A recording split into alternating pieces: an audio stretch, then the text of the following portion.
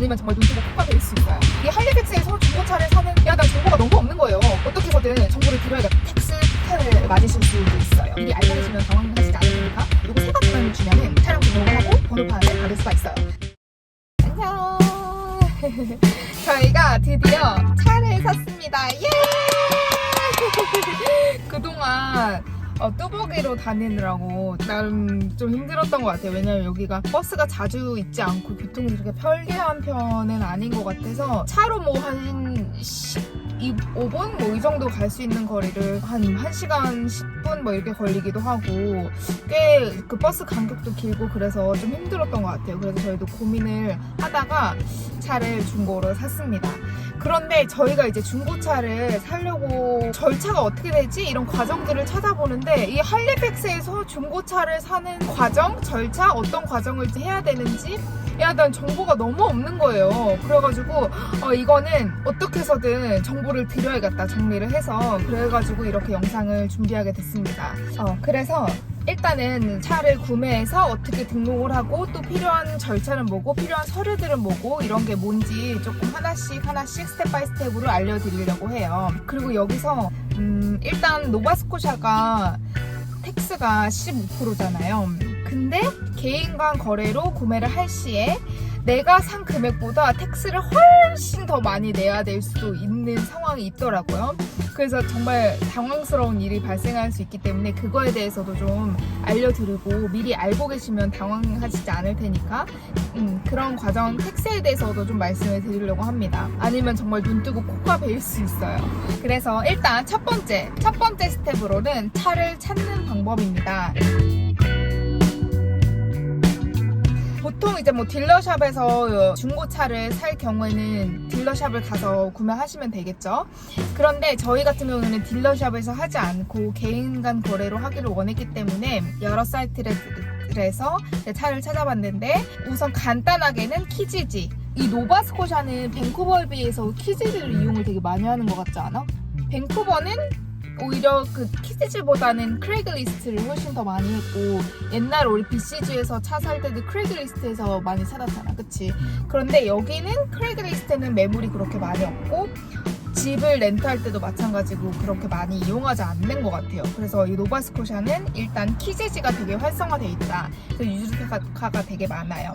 키지지 아니면 페이스북 마켓플레이스 여기에도 차가 정말 많이 올라와 있고 세 번째는 가장 중고차를 많이 이렇게 하는 사이트인 것 같은데 오토트레이더라는 게 있어요. 그래서 세 가지 키지지, 페이스북 마켓플레이스, 오토트레이더 이 세 가지 사이트에서 각자 본인에게 맞는 주행거리나 아니면 연식 아니면 현재 내 위치, 내 반경에서 몇 킬로미터 떨어진 곳에 매물이 있는지 이런 걸 설정해서 각자 예산과 조건에 맞는 차를 검색해서 찾아볼 수 있어요. 그래서 저희도 얼마만큼 차를 찾아봤지? 나는 그래도 한 2주 넘게는 계속 매일매일 차를 봤거든. 근데 이 차 같은 경우에는 내가 남편한테 차 좀 한번 알아봐줘 이렇게 하고 나서 바로 찾았지 자기가. 그치? 왜냐면은 나는 평상시에 중고차 가격을 많이 보는 편이니까 어떤 매물이 나왔을 때 이게 시세보다 싸네 비싸네 뭐 이런 거를 알 수 있어서 금방 찾았지. 그치. 나는 아예 차에 대해 전혀 모르고 봐도 모르니까.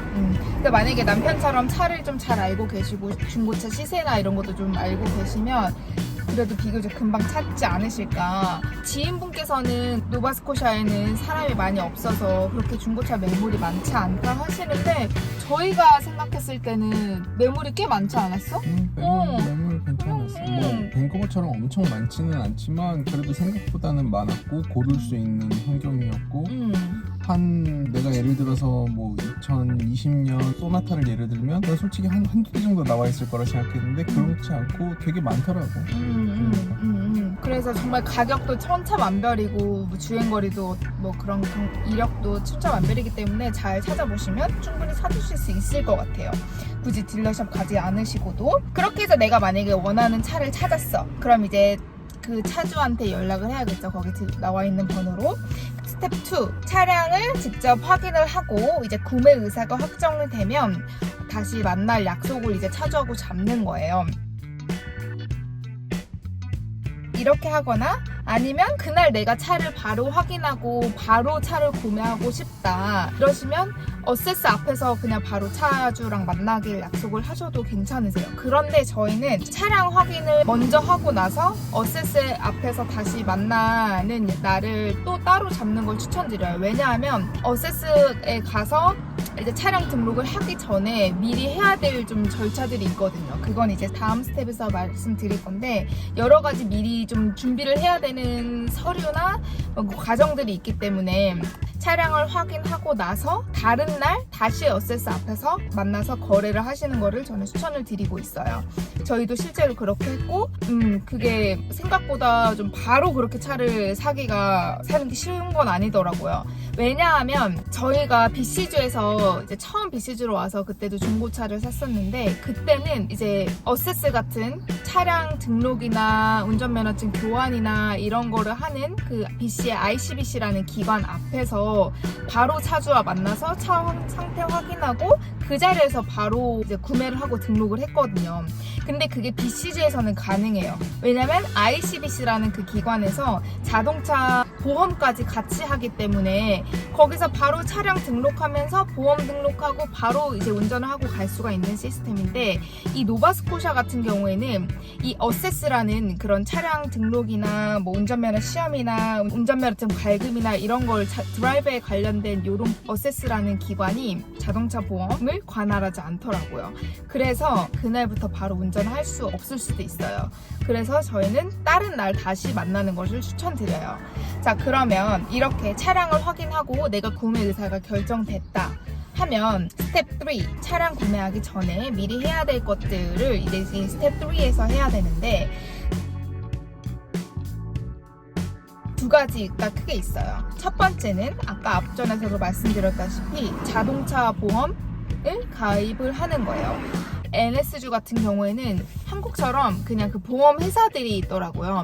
그래서 가장 대표적으로는 TD와 올스테이츠라는 두 가지 회사가 있는데 이 두 회사에 전화를 미리 하셔가지고 나 이제 오토 인슈런스 레지스터 하고 싶다. 그러면 이제 거기서 본인의 운전 경력이나 아니면 인 캐나다 내에서 운전 보험을 등록했던 이력이나 뭐 운전 보험을 취소했던 이력이나 이런 것들을 물어봐요. 그래서 그런 거를 물어보면 대답을 잘 해주고 그리고 이제 커버리지를 선택하는 게 있는데 그 자신에 맞는 커버리지를 선택을 하면 견적을 어느 정도 내주거든요.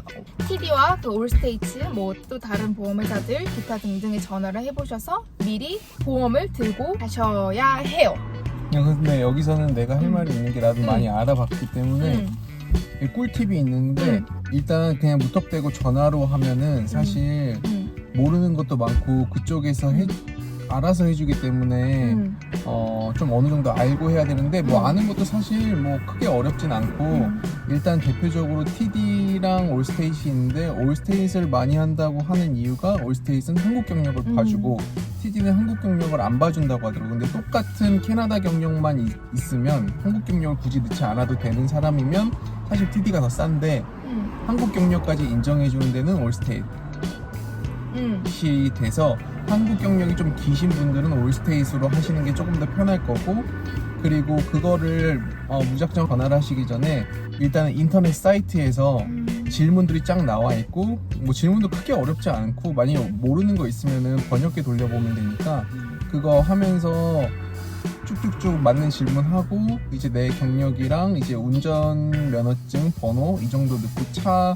연식이랑 키로수 이런 거 넣어주면 이제 예상 보험료가 나오는데 대신 그거는 확정은 아니고 거기에 맞는 서류를 내거나 이런 과정은 또 전화를 해야 되기 때문에 한번 내보고 그 다음에 전화를 하면 그쪽에서 이제 어느 정도 금액이 불렀을 때 부를 거야. 근데 부를 건데 대신 여기서 인터넷으로 해볼 때의 장점은 커버리지 조정을 전화로는 얘네가 먼저 얘기를 안 해줘. 물론 중요한 건 커버리지가 풀 커버리지면 뭐 좋을 수는 있지만 너무 비싸고 물론 사고는 날 수는 있지만 풀 커버리지는 사실 너무 아깝다는 생각이 들어서 이제 커버리지를 좀 낮춰달라 또는 내가 원하는 금액이 있는데 이 금액에 맞춰달라라고 얘기를 해야 될 거야. 아니면 그러니까 어떤 커버리지가 있는지를 알면 나는 이거 필요 없고 이거 필요 없고 이것만 선택해줘라고 알 수 있으니 말할 수 있으니까. 근데 어떤 커버리지가 있는지 자체를 사이트에서 확인할 수가 있다는 거지.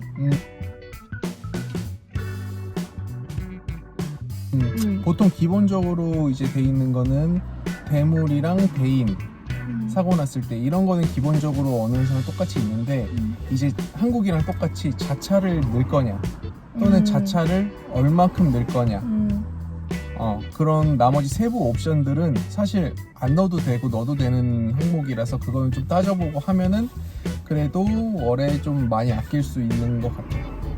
그래도 BCG보다 훨씬 비싸요 여기가 운전면허 보험이. 그래서 처음에는 저희가 BCG에서 내던 거에 거의 2배를 부르는 거예요. 그래서 이게 왜 이렇게 비싸? 이거 너무 높아. 너무 비용이 높아. 이러니까 너도 알다시피 BCG는 ICBC라는 그런 정부 가버먼트 기관에서 하는 거고 이거는 컴퍼니이기 때문에 그래서 달라라고 하더라고요. 그래서 아무튼 그랬어요. 그래서 터무니없이 거의 2배? 그러면 1년에 400만 원 가까이 보험료를 내야 되더라고요. 그래서 이제 저희도 좀 이제 커버리지 조정하고 어쩌고 저쩌고 해서 좀 많이 낮아졌는데도 불구하고 BCG보다 훨씬 보험료가 비싸다. 그래서 이 많은 사람들이 그 보험료를 다 내고 있는 게 저는 되게 신기했어요. 근데 이제 얘네들은 캐네디언이니까 캐나다 경력이 이게 되게 중요한 게 저도 알아보면서 알았던 건데 다른 주는 모르겠는데 여기 노바스코샤는 캐나다 경력이 3년 이상이냐 3년 이전이냐에 따라서 금액이 좀 많이 나뉜다고 그러는데 그래? 우리는 아직 3년이 안 됐기 때문에 그래서 조금 더 차이가 나는 걸 수도 있고 사실 똑같은 조건이라면 여기가 더 싼 사람도 있을 거야 분명. 그거는 뭐 모르니까. 그런 거 난 3년이 그런 게 있는지 몰라가지고 그랬구나.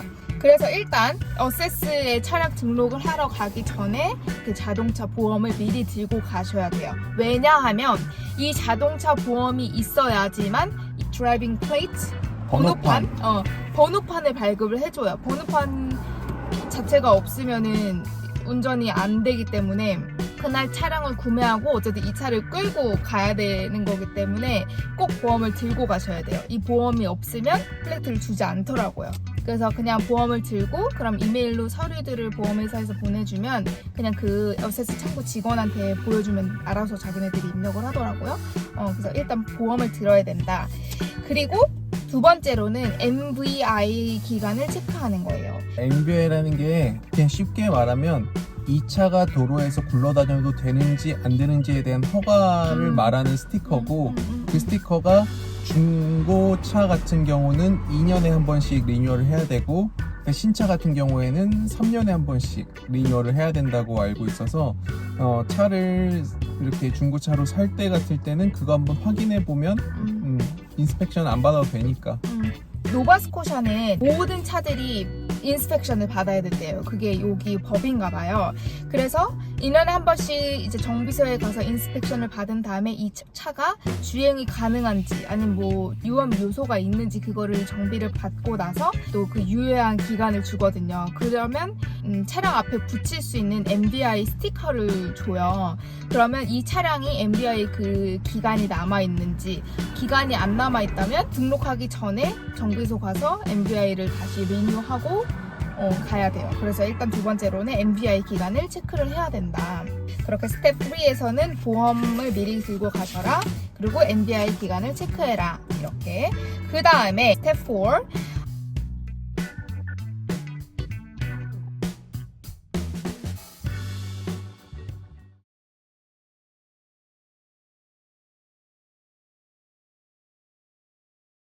아니면 정말